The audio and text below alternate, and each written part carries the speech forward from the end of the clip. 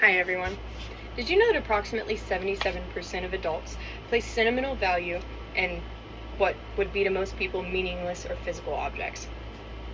You can actually tell a lot about those people by what those objects are. Psychology calls this the endowment effect. It's because the brain runs off of a reward system, so when someone owns something that gives them some sort of sentimental value, it generates a reward in their brain. So I ask you the question, how do a guitar case, a pair of socks, and a houseplant tell you who I am? Well, let's go back about 7 years. When I was 15, my dad bought me my very first guitar. It was nothing special, no Martin or Taylor. It was just a simple, child-sized Yamaha, and it was acoustic electric.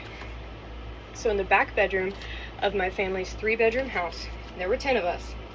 My oldest brother and I sat and we got to work on YouTube, teaching ourselves how to play guitar. Hours and hours on end until our fingers bled. We played the same notes over and over and over again. Finally, those notes started to resemble music.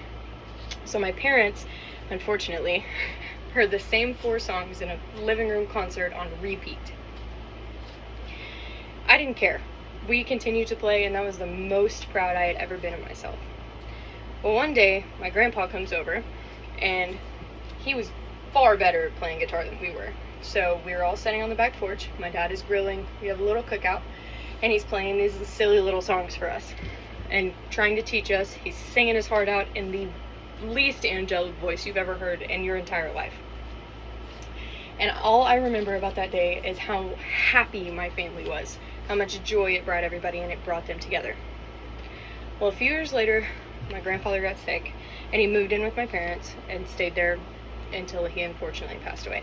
But before he did, he gave me this guitar case. And while of course this is meaningful to me because it was my grandfather's, it means so much more to me than just the fact that it came from him. Not only does it protect the contents inside, it keeps the guitar safe, keeps it from getting weathered or damaged from anywhere I take it, from anything that could have happened to it, but it also houses the most exciting and fun memories that I have. It protects my favorite part of me, which I feel like is what that resembles for me. That is why the guitar case has so much sentimental value, because it's so much more than a case for a guitar. It's a case for all of my happiness. Just like I feel like you should protect those parts of yourself that are fun and whimsical and exciting, I feel like you should protect the parts of yourself that are silly. So let's go into middle school. I'm sure you all remember what middle school was like. It's awkward and sweaty, and people are mean, and kids are cruel. And at the very forefront of my mind, just like some of you, all that it was what everybody else was thinking of me. About what I wore, how I wore my hair, about my clothes, my shoes, even down to my socks.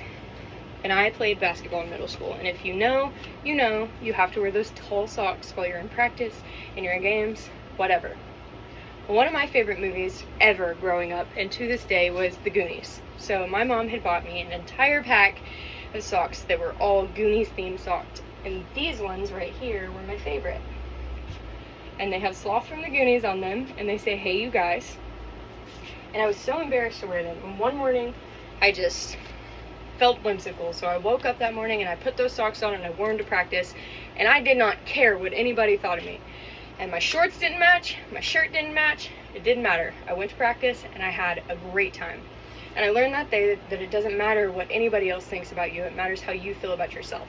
You can't control the way that other people feel about you, you control how you feel about you. And that was the day that I feel that I gained my confidence. That is why these socks are so important to me. Now again, I say that you need to protect the fun parts of yourself and the silly parts of yourself, but I also feel that what you reap, you sow.